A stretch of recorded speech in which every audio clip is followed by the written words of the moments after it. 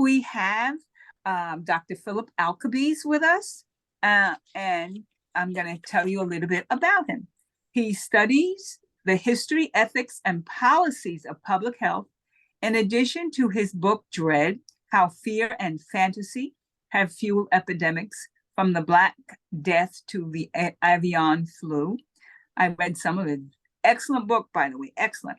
Professor Alcabes' essays on public health topics have appeared in the American Scholar and the Chronicle of Higher Education Review, among other publications. His work on AIDS and tuberculosis policies has appeared in many peer-reviewed journals, including Lancet, Journal of Infectious Disease and Social Alternatives. Professor Alcabes was on faculty at Albert Einstein School of Medicine, Yale School of Medicine, NYU School of Medicine, where he conducted epidemiologic. Some days I got it, and some days it rolls a little hard.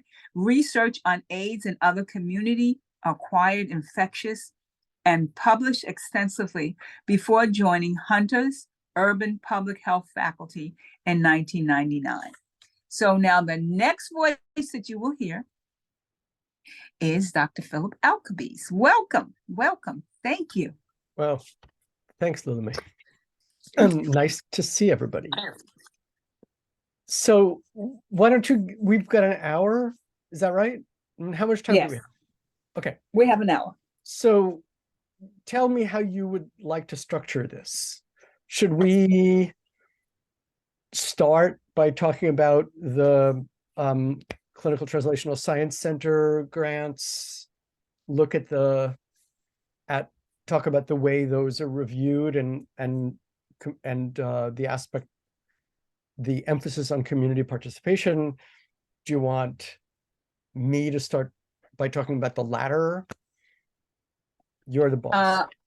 I think if you would talk about the latter, okay. And that would prepare, and okay. You know, and I think the students, I think the participants have many questions to ask about the whole process, because eventually all of you will be at the table reviewing grants. So, okay. Okay. So I have been on the community advisory board of Weill Cornell's Clinical Translational Science Center for, I guess, 7 years. And I think Lula Mae has been on it even longer. Yes, I have. It's a fair, how long have you been on it? 11 years. 11 years. Okay. So it's a fairly large group and a fairly broad-reaching one, representing different kinds of people who are interested in and promote community participation in research. Community participation is a little vague, I think. So what do we mean? There are people on this board who are physicians. I'm not a physician. I was, as you might have heard, I was trained as an infectious disease epidemiologist, but a lot of my work has involved community aspects of public health and policy about public health that affects communities. So, and then there are people who represent community agencies, community organizations. There are others who have who represent, in a way, the research industry. I'm going to use that term because it is one. It's been the project of the CAB, the Community Advisory Board, to get communities more involved in research, medical research, but not just by recruiting people from underserved communities into, say, clinical trials, other forms of research. No problem with that. That's great.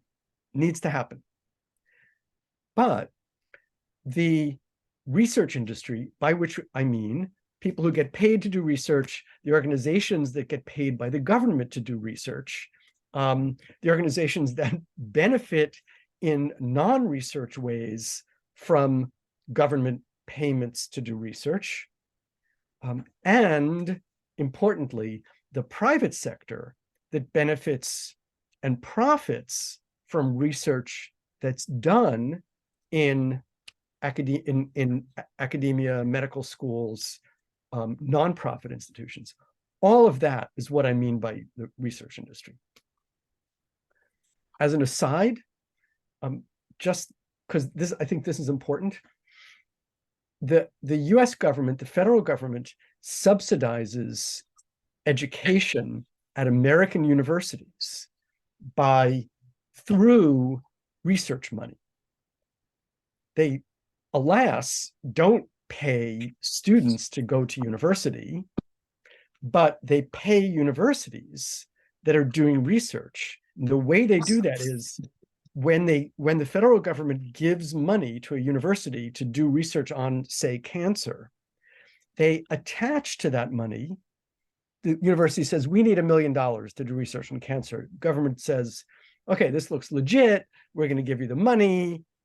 And then, in addition to the $1 million for cancer research, they tack on 500,000 for extras. And the 500,000 goes to upkeep of the university. It helps them to, keep the lights on and the heat on in the winter and the windows clean, etc. So there's a lot of money involved, billions of dollars involved. And to come back to the idea of the holistic idea of community participation, what we would like to see is much more steering by communities of the way that money gets allocated. So it's not just doctors talking to doctors and researchers talking to researchers. It's communities saying, this is what we need to know about our problems. I'm guessing that if I ask you, actually, let me do this. If you can, I guess, raise your hand or unmute yourself. What are the three most urgent problems facing, choose whichever you want, the community where you live or the community where you work, if they're not the same, the three most pressing problems. Well, I could say, I live up in the Bronx, and out of the 62 counties, we're the lowest in terms of quality of health, address chronic condition. And lowest in life expectancy, and lowest in income. And highest in asthma rates. Yeah, great. And other chronic diseases. Good, yeah. But I have a question, if I may. Yeah. You say you pointed out $1.5 million that a researcher would get. Is the $500,000 unrestricted funds? Not exactly. It's restricted. This is a little bit of a fine point. It's restricted. Occasionally, universities get slapped on the wrist for using that extra money in a way that's not legitimate, not according to the contract. But it is the way that universities get monies to maintain the physical plant and pay a lot of people, pay a lot of staff. The salaries. And who's in charge of creating the policy and procedures? Does the community has a say-so in that? No, great question. No, never. And that's something that could change. The way that federal grant money is given to universities is an agreement between that agency of the federal government that gives the grant money and the university, which means the university's lawyers. So no, the community is not consulted. You know, Great you said the magic word, the lawyers. Yeah, but let me hear from some others about Sure, community problems, and maybe we should talk about this some more. Yeah, thank you. Distrust. Distrust You know, just distrust. You of know, distrust of whom by whom? of just not, just skeptical. You know, But sorry, the community is skeptical about what? not certain if it's going to really help them or help us, or If what's going to help? I think I lost my thought. So you're saying the community is distrustful of about what's going to help them, but various researchers, just various people coming into the community, asking, to participate in certain things, and a little reluctance, we have a little reluctance there, and so is there an example people, that comes to mind of when researchers came and asked people to participate that you or people felt skeptical about, distrustful about?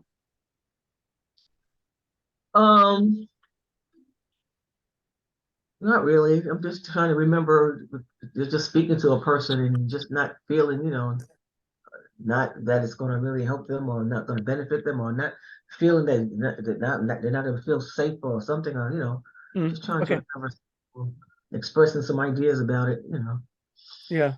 Anybody else? Probably the wrongs that have been committed over centuries against certain populations in the community, and they're not spoken about. So if they're not spoken about, you can't really heal the community.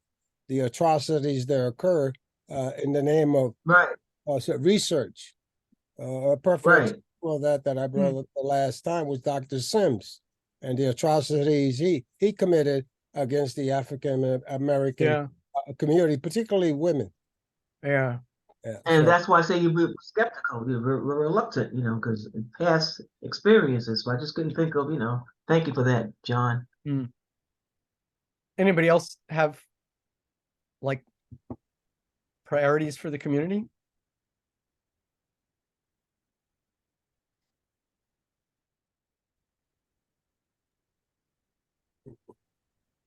Yeah, I could give it a shot if you like, if no one else. Okay. I like to get the community in power. I like the community. I like the community specifically to get in a position where they create policy and procedures, and they control the funding. Yeah. And hold people accountable during the research to do no harm. So that's a great point. And it's a really good articulation of what we at the Community Advisory Board would like to have happen. I guess I guess we should ask, well, why haven't we? We're a, I don't know, we're not a powerful group, but we have the ear of this big institution, Weill Cornell Medical Center. We get to say something about some of the grant applications, the applications for money from the Clinical Translational Science Center. Why is it so hard to empower communities in the way that John is saying, to give communities decision-making power over policy and expenditures? Why is that so hard? Okay. Doesn't decision-making policies, doesn't it come from legislation? Well, okay, city council people. So the way, so that's a great point that Stephanie makes. Right now, what happens is that legislators, either the state legislature or Congress, allocates money, and then it gets spent in a certain way by an agency, and we're talking about health and medicine, so that would be some health agency that belongs to the government. That's how things work. That sometimes means that good things happen. So, because arguably, or I think often, those agencies, Centers for Disease Control and Prevention, the National Institutes of Health, are headed by people who would really like to do good things for Americans. But and sometimes they do good things. So you can get your kids vaccinated. You can get vaccinations for free now. You can get vaccinated against, even an adult can get vaccinated against flu and RSV and COVID. So I'm not going to argue that those agencies are doing bad things, but they're agencies. They're part of the government, and they don't necessarily have in their minds the kinds of problems that you talk about at the community level. So why is it so hard? We as a people, we as a community have to, that's why we have to vote, and we have to sit with the people who the question, I'm just saying, the question we have to ask is whether that's enough.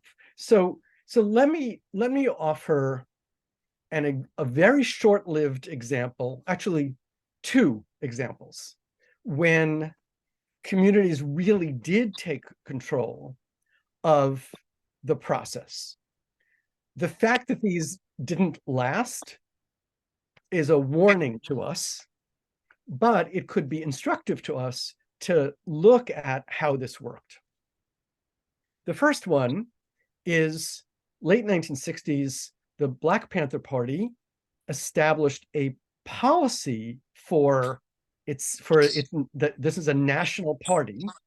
They said, 1969, I know, ancient history. A few of us were alive then, but some of us weren't born yet. The Black Panther Party said, if you want to start a Black Panther Party chapter in your city, you must open a people's free medical clinic. The first one, I think, was in Oakland, where the Panthers were from. But eventually there were more than a dozen. There were 1 or 2 in New York. They did a lot of good things. So there was one in Boston. There was one in New Haven.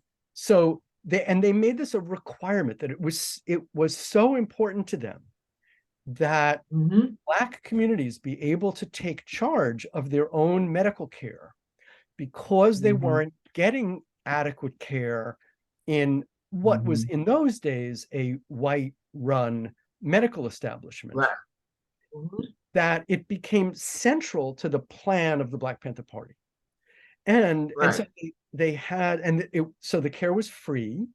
They had doctors, often they were white doctors, because that's who graduated from medical schools in those days. I know some of them who volunteered to work there to provide care. There were Black and white doctors and nurses who worked for free. People didn't have to pay money. When they had to go into if patients had to go to the hospital, somebody escorted them so that someone could advocate for them.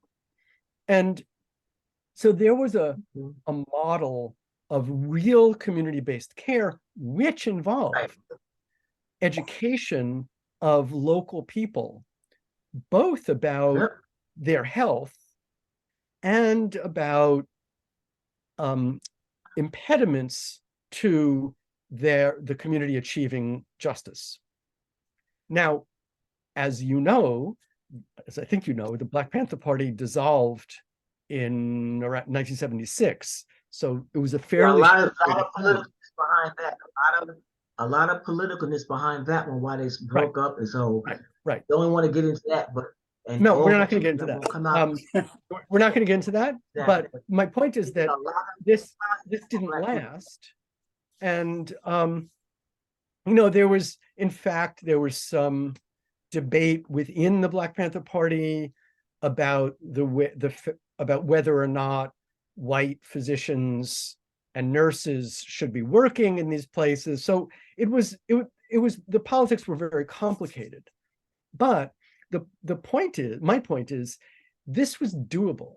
It took organization and ambition, and a lot of volunteering of effort for a completely nonviolent care and education process.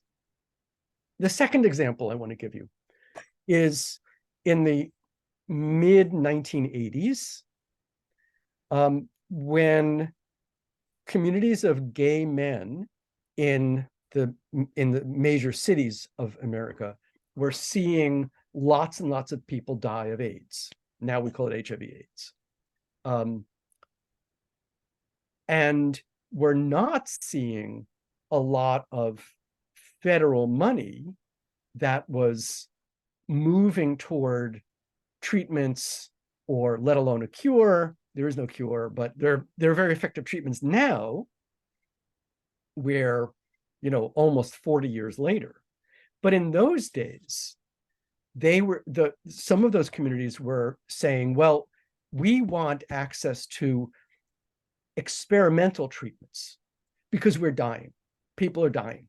So even if you haven't proven that this works to the satisfaction of the FDA, Food and Drug Administration, the federal agency that has to approve medical treatments, even if you haven't proven that this works, we want to be able to try it because maybe it will help a little bit.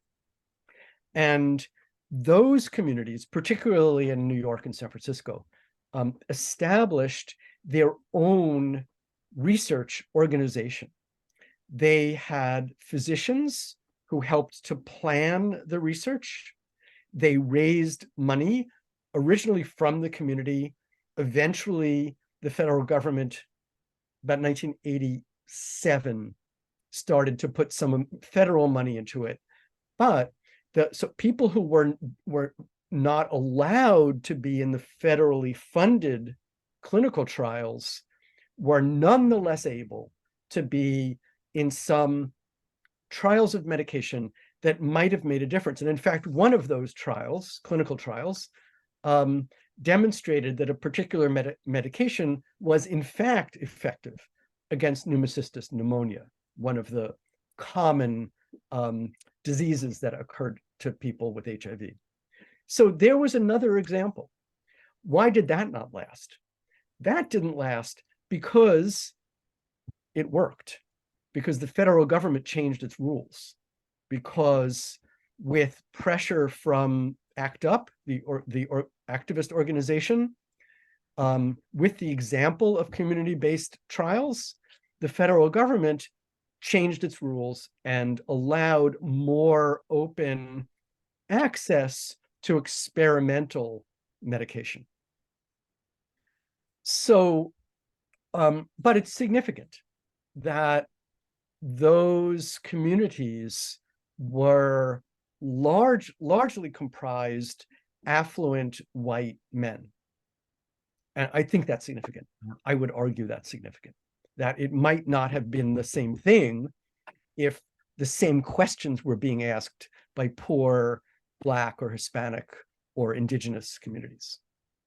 But I wanted to give those examples because it's not, it's not out of left field that communities could take charge of research on the problems that they see as fundamental. So let me pause and see if you have something to say, and then we could go on with how proposals for Clinical Translational Science Center grants are reviewed.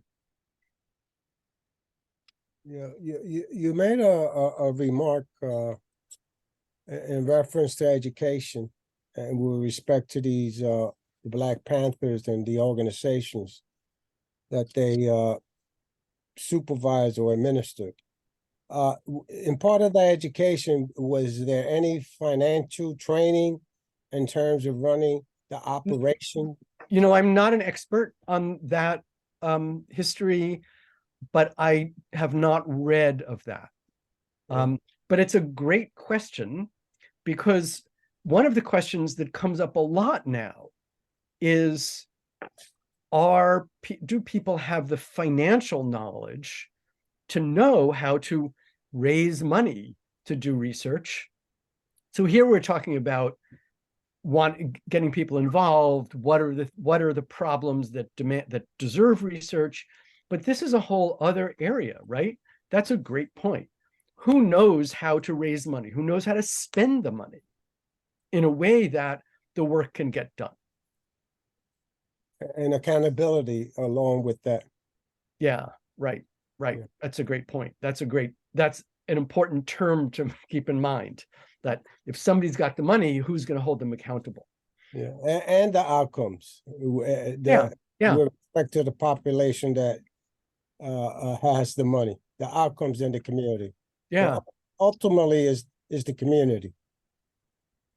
Right. And so the broader question is, how does the community get educated in all of these ways to be able to take care of itself? The American model is, you go to university, you go to university, you go to medical school, or you go to graduate school, and you learn these things. But what if you can't? Well, they put obstacles and terms to Right. prevent the community and to make the community afraid to get the skill set. I agree. Especially with the idea that, well, these things, research is dangerous, that research is, that there's a concept that, or a belief that is promoted by the research industry, that research is dangerous. You should leave it up to us, the experts. Don't try this at home. And so I think that part of why we saw community involvement in research in the mid 1980s with AIDS was that they were desperate. They weren't afraid of danger because people were dying left and right.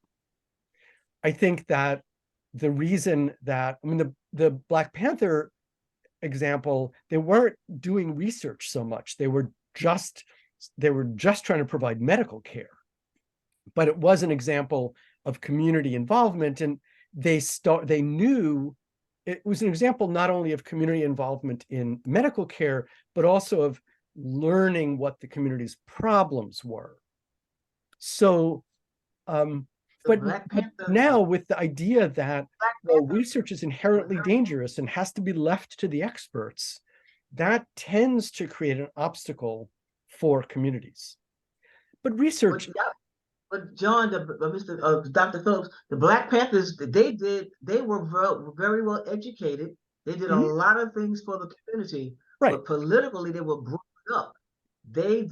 Politically, they were up with the community. They did their research. Yes, they were, and then that's why I said I didn't want to get on the political part. Just a lot of politicalness was involved with that. And so that's why it was a big breakup. A lot of different things, yes, but they were very well. But let's ask community. But let's ask what the equivalent is today. I mean, is there are lots and lots of nonprofit organizations, some of you belong to them, that are advocates for community welfare, community improvement. So there are structures there. There are government agencies that, at least in theory, are supposed to be helping communities. So the government is known for breaking up stuff, for infiltrating it. They break up stuff when they don't want. But to give them the benefit of the doubt, at least they've got the agencies. That is, my point is, there's a scaffolding. So the question is, how would communities step up and take the initiative? And I think that it's hard, first, because it's expensive. And people need to know how to raise money and how to spend it. Second, because for 20 or 30 years now, the research industry has frightened the public into believing that research is too dangerous for anybody to try who isn't a doctor with experience and, approved by the federal government and funded by the federal government. So this is really a question to wrestle with at the level of your community, how to break through that, how to get people to see, look, it wouldn't be dangerous for us to ask people questions, for us to try out some different forms of providing access to medication, different forms of providing access to information. So I think that this is a really important point, that research is portrayed as being scary, but it doesn't have to be. And how to go about making it unscary, I think that's a problem that could be dealt with at the community level, and that's what you're experts in. Yeah, well, you have to create a new business model to include those variables that you just indicated, empowering the community, doing surveys, fundraising, training, fiscal training, accountabilities, and have a body certify a group of folks that go through a process, and then have a demonstration project, Right. whereby here's an example where we gave them $5 million, and they had money left over.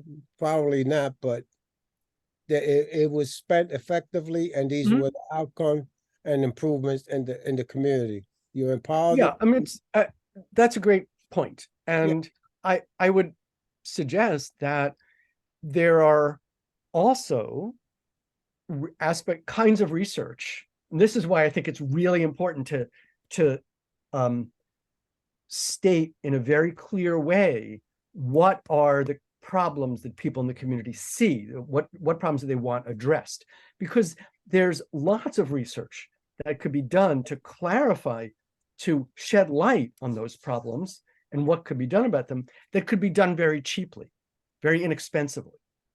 And this is, I don't know why, but I notice that there's a kind of hesitancy to do research that's inexpensive. When I started working on HIV/AIDS in 1983, there was no funding. Nobody was interested, because who was getting this new disease? It was gay men, and in those days that was extremely stigmatized, and intravenous drug users, like, ditto, right? So nobody wanted funding, nobody wanted to pay attention, and the few of us who wanted to work on this were donating time, but that's doable. Like, there were people who were ready to step up, and we interviewed people in hospitals. We did a lot of that, and we went to labs to find lab test results, I don't think we were heroes. I think that I'm not suggesting that at all.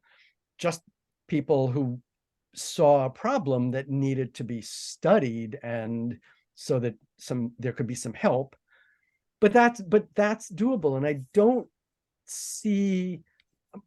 I think you see that in the environmental area now. I think you see people volunteering to study climate change in small ways, how climate change affects communities. It feels like the emphasis has shifted away from some of the community threats to health and safety, and toward climate change.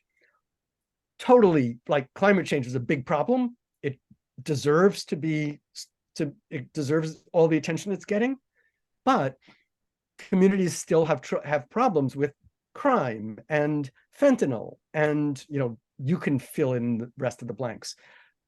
So how do you get people to just pitch in and volunteer to do the research? I think that's a that's also an on the ground question, a sort of grassroots question. Let me ask Jessie if she can put up the review form that we use. So, because I don't want to run out of time without doing this. How the Community Advisory Board looks at proposals when there's a collaboration between somebody from the research industry at Weill Cornell and community people to do some community-based research. How do we determine whether that makes sense, whether it's worth it, whether it's beneficial to the community? I just want to add one thing, Philip, Okay. and I think that it's so important for everyone on the in the academy today to understand, recognize, and know that part of what we're doing is to prepare them in community engaged research so that they, by having the knowledge, can step up in their organizations and apply for pilot awards and be involved in the whole research process. Because I think part of it is just like with the Black Panthers, part of it was that they educated people. And the more you educate them, the more you can educate the community, the more the community will understand the whole process. And that's why once they've completed the program and become members, active members of our Community Advisory Board, it has a twofold purpose. Not only can they review awards, but they can also develop programs or award process, develop a grant themselves for their own organization. Yeah, I mean, that's and certainly a goal, is that you Yes. would be involved in yes, going after the CTSC, Clinical Translational Science Center at Weill Cornell, will give up to $50,000 for community-based research. yes.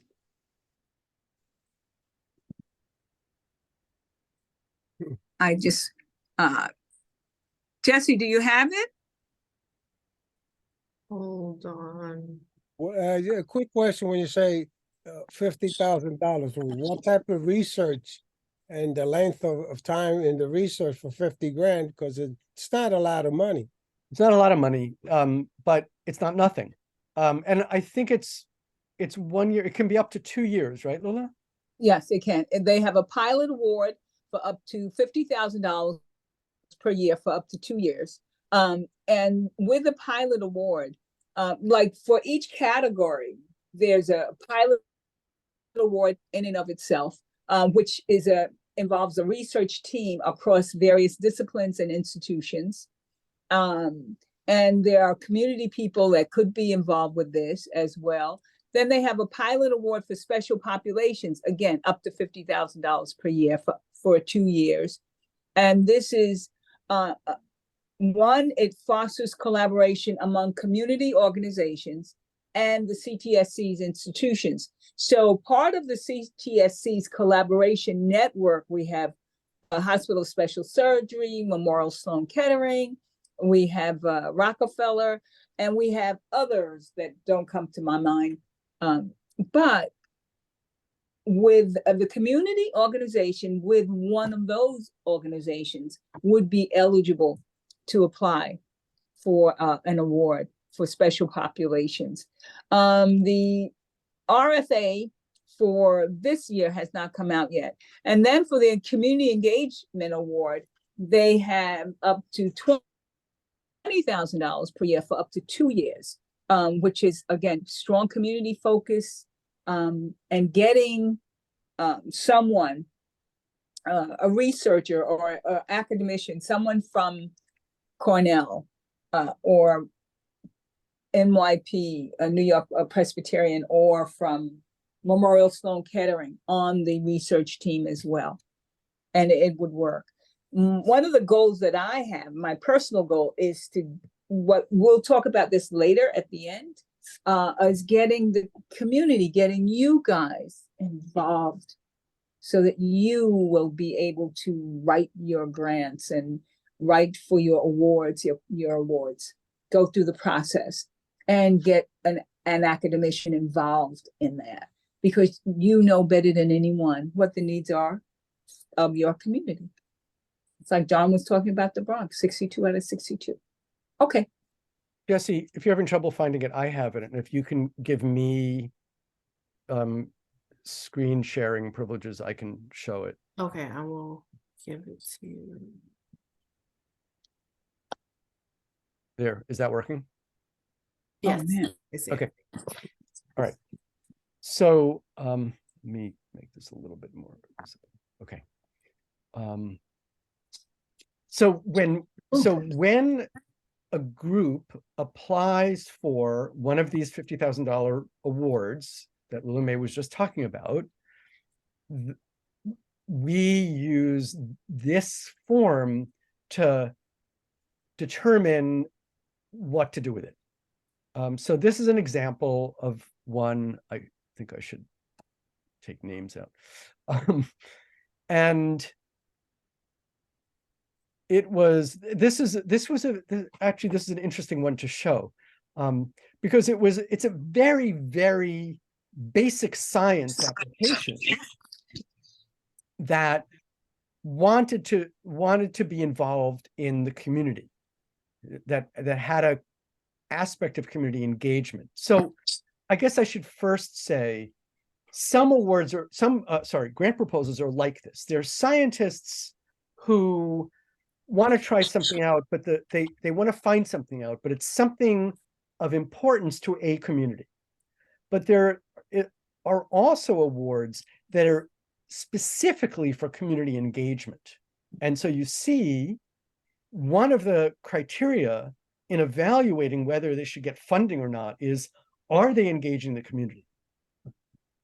This one wasn't, but it had a very appealing community aspect to it, which is that it was a very, very, as I said, a basic science. It's a basic science research proposal from basic scientists, but it was addressing an autoimmune condition, systemic sclerosis, that's just horrible. And so there's a group of people in America, you could call them the systemic sclerosis community if you want, except they're not even that together, who would benefit dramatically if something could be done for them. So you see, we first ask, what would the overall impact be? Would this, would not just, is this likely to be scientifically beneficial, but would it help the health picture of some community? So the significance of it, we ask, why is this research important? So part of that is it something new? Is it asking questions that have not already been answered? Secondly, is it going to apply to a defined community in a broad way? Or even if that's a very specific community, is it going to have a big advantage to them? We evaluate the investigators. So, and this is why, if you're proposing a community-based research proposal, you want to have some people who have a community research background. You're not doing this for the first time, for your first time. Or let me say that better. If this is your first time and we want to encourage that, you're linked up with somebody who's done this before, who knows how to do community-based research, community participatory research. What's new about this approach? If this kind of research has already been done in some other community, why not just take advantage of that knowledge and apply it in your community? If we want to see something that's not been done before. So is the approach likely to work out? You know, does it make sense in terms of the methods? So those are the criteria we apply. We score each one, and then we add up the scores. I'm going to stop sharing. And to decide, we get a lot of proposals, and we identify a small handful which we propose should get funded. We are, alas, not the only decision makers, but we're part of the decision-making group. So we'll propose that the following proposals get funding. Lula might have comments, or you might have comments. And the reviewers, are they part of the review process, the community? So the Community Advisory Board uses this form to review. And yes, you being the community, you will take the information, you will look at the information, and you will ask the hard questions. And one of the hard questions, after reading the scientific jargon and the background, and come to understand basically what the whole research is about, you're going to think about it in terms of community. How will it impact the community? Will it impact the community? Like when the researcher is planning to do this particular clinical trials, where are they getting the people who represent Right. Who are the research? who are the research participants? Where do they come from? Do they represent a community, or are they just kind of a grab bag of, non-white people who you happen to meet one day? And which frankly happens. Because sometimes, like, these are people who live in the clinic or the lab, and it's Weill Cornell, which, let's face it, doesn't have, alas, a lot of footprint in poor non-white communities in New York. It has some, but it doesn't have a lot. And so, it's not Montefiore, Coney Island, right? It's got its own obstacles, and it's aware of them. So we want to see that there are real connections in the community, and the people from the community engagement is real, and that represents real awareness and familiarity with the community on the part of the Weill Cornell researcher. An example of what Lula May was just talking about, I was not long ago, I reviewed a proposal that had to do with cervical cancer. I think that's right. And so, and the proposal was okay, but it said, cervical cancer is one of the leading killers of women worldwide, and that's true, but it's not true in the United States. And this thing that it was going to do was going to be really expensive if it worked. They were trying to test out something that was expensive. And I said, okay, but if this works, most of the people who die of cervical cancer are in extremely poor countries that are not going to be able to afford this form of testing and treatment. So, like, let's get real here. This would be beneficial to a small, it wasn't cervical cancer. It was, I misspoke. It was cytomegalovirus infection. Oh, okay. And cytomegalovirus is indeed common even in the United States, but it does not cause difficulties with birth in American women very much. It does in poor countries. So I said, in reviewing this, I said, like this is not what we fund. This is a proposal to make things a little bit better for a small number of American women, and great if it can do that. But most of the damage done by cytomegalovirus infection in pregnant women occurs in countries that are going to be too poor to afford this. So you, researchers, go to those countries and figure out a way to do the research there and come back to us. So we turn that down if they're saying, blah, blah, blah, we're going to help lots of Black and brown people. and people in the third world, the developing countries, and like, let's get real, they can't afford this. So we want to see that you're doing something that is actually going to make a difference, not theoretically going to make a difference. Yeah, a question. How do you overcome when you do research and you come up with say, for example, a medication to treat XY disease, and it's effective?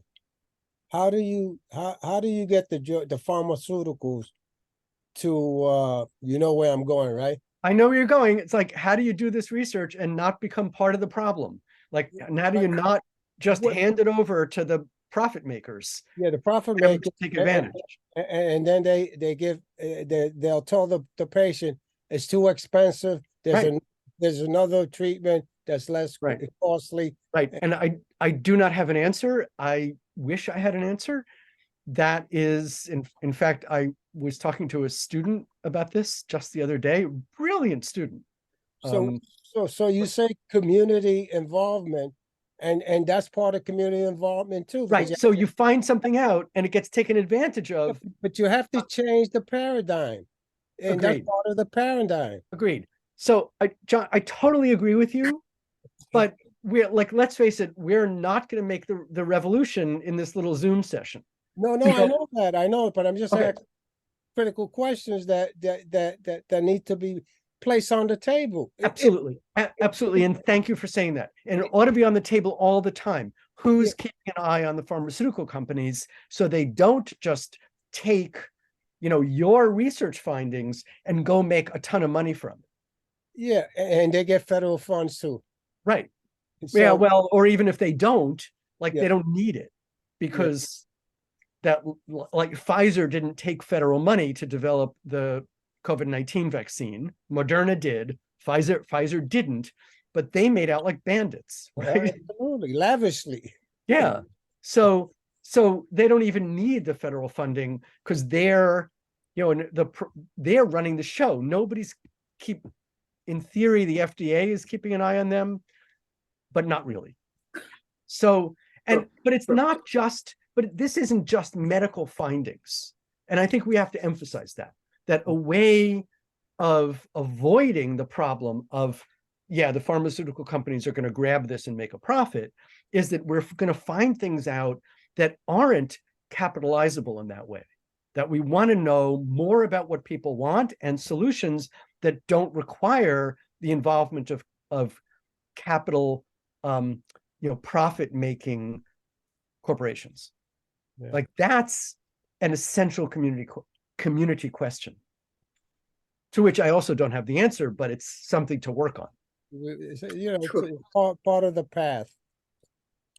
Great, right. Part of the path. So it's part of the pathology. Yeah. All right, thank you. Sound like thieves. But this tells you that you are part of the solution. Because you can be. Yeah. Because as long as we, being members of the community, just sit idly by and let everything go by, then it's going to keep going on at business as usual.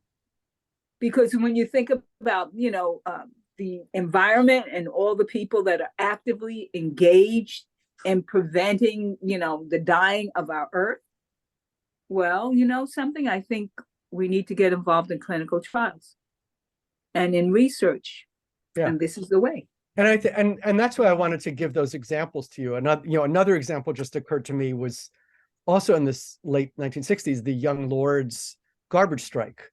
They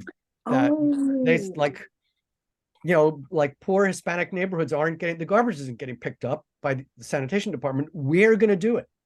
So, there are ways for communities to take charge of their own problems.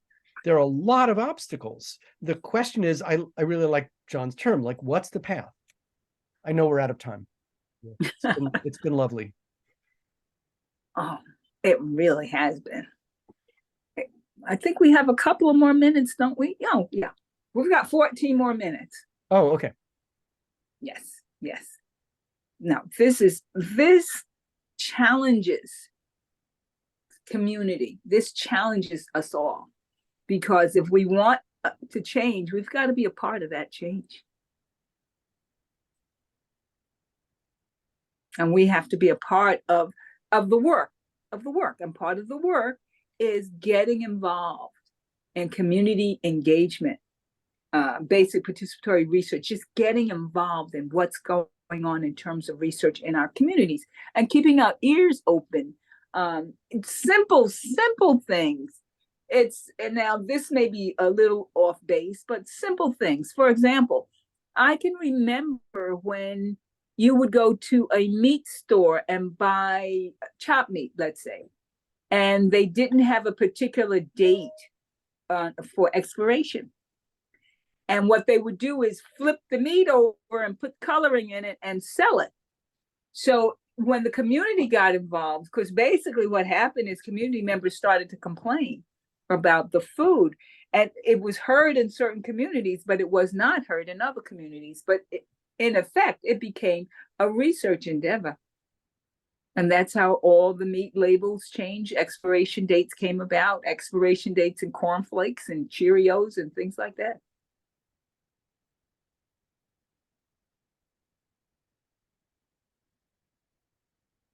So if community we all have a responsibility.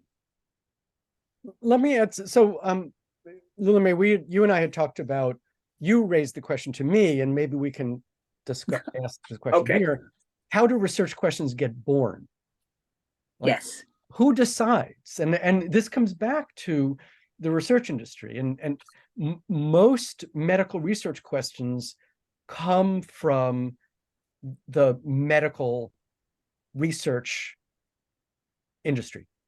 Like, yes. They want to know, how can we do something better that we're already doing? How can we prevent the transmission of malaria? Maybe you saw an article in the New York Times this week about using bacteria in mosquitoes to prevent them from carrying malaria, which would be, if it works, it would be really important in poor tropical countries.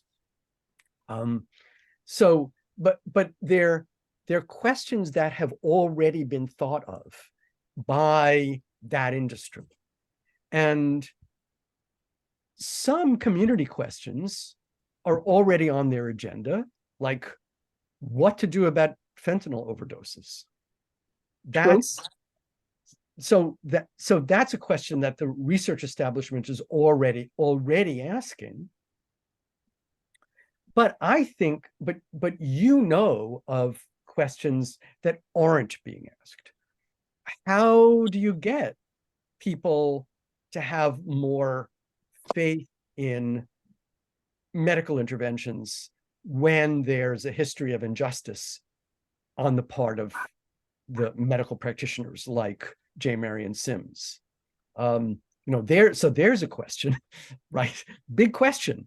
And when I hear people who are medical, either clinicians or medical researchers talk about it, it's kind of like, oh, if only we could convince them that we're doing good. But in a way, that's like, it's not taking seriously that this is an existential problem. This is an essential problem to people in some communities. It's kind of saying, oh, if only they would believe us. It's like, if only they would behave. And I think that this is where communities can come in to say, this isn't going away. Just because you tell us you're doing good, that doesn't make the distrust go away. It doesn't, when you're doing good, but other agencies of the government are not doing good, it has a similar effect. Like, you want us to participate in, COVID prevention. Great. We'd be happy to do that, except when are you gonna, fix the housing? When are you gonna fix the NYCHA housing? Are you ever gonna actually finish the lead abatement? When are you gonna get to do the overdose prevention? When are you going to get people who are sleeping on the streets or under overpasses into adequate housing? Low income housing, yeah. And so it's you don't see the research industry asking what aspects of government failure cause this distrust. That's not what they're set up to do. The medical research industry only asks medical questions. The public health research industry asks public health questions. How do we, clean up the wastewater? They don't ask, how do we get people on board when people are already alienated because government isn't doing for them what they need to have done? When how did the Black Panthers get started? Maybe you know this story, that people in Oakland, poor Black communities in Oakland, California, were not getting police protection. There was petty crime, muggings, and robberies, house robberies, and they weren't getting police protection because the police were white and they didn't want to go into Black neighborhoods. So these two guys talking in the cafeteria at Merritt Junior College, now it's Oakland Community College, in Oakland in 1963, I think it was, just said, let's just get some people together to start doing patrols of the neighborhood. Let's do what's not being done. So it was, and the young lords, they the city Department of Sanitation is not picking up the garbage. We'll pick up the garbage. So it was a recognition that once people have lost faith in government, they are going to lose faith in everything. So their community groups can ask about that. The research establishment doesn't. It's not what they're set up to do. They might wonder, but they're not. If you're a vaccine researcher, you're not set up to ask, when you don't want my vaccine, is that because the city isn't giving you, is it because there are too many unhoused people in your neighborhood? They don't think that way. The medical research establishment, the public health research establishment doesn't think that way. That's where, so the research questions get born in this establishment, this industry that thinks in a pretty narrow way about communities, and where community-based research could step in is to take the community view. We don't trust you because you keep telling us you're going to do stuff and you don't do it. And then the medical researchers say, well, that wasn't us. We weren't the ones who promised the housing, but it doesn't matter, right? Yeah, that's great. That is really, and that gives you a lot to think about, Yeah. a lot to ponder over. And I would just like to add, John, you were talking about the Bronx being number one with asthma. And when you look at the fact that research has shown that the Bronx has high asthma rates because of the pollution from all the highways that are in the Bronx, and the fact that all of the big trucks that used to be dispersed throughout the city, now most of them go to Hunts Point, and from Hunts Point and all the highways and the overpasses and the expressways, they have so many trucks that the air is totally polluted. So they know that. So you have a lot of things going on there, because now the community distrusts medical, they distrust public health workers, and they distrust all the people that are talking about infrastructure and rerouting the trucks and moving them, because as of now, as far as I know, they haven't changed. And that this discussion about air pollution has been going on for maybe, I'd say, the last 5 years. And I look, really haven't more than seen that. it. it's more gonna than that? it's gonna get worse because of Congestion pricing, right? pricing. Oh, Right. yes, yes, I forgot that. And the ones that are gonna benefit from the Manhattan white neighborhoods, because you're gonna have less traffic in certain areas. And No, in consequently, fairness, the non-white neighborhoods in Manhattan are also going to benefit, but it's Manhattan. And Manhattan and will across benefit. Bronx is going to be more backed up, and there's going to be Yes, more true. pollution and more asthma. That's true, true. they And- they say we're gonna get some money out of it, but what's good Oh, money well, okay, when you're killing the population? yeah, that's true, but the question then becomes, money from where? Money for So what? the money is supposedly the congestion pricing is going to generate Oh, money. you're talking It's gonna about that. go Oh, into public but will that transportation. money provide for research? But I think that this is a good example of where, you know, community voices get heard up to a point. Mhm. They get heard at the policymaking level. So people go to Albany and they say no to congestion pricing, or they go to city council and they say no to congestion pricing. But it becomes political. What I don't hear is a lot of people saying that it's not about the policy, it's about the health effects.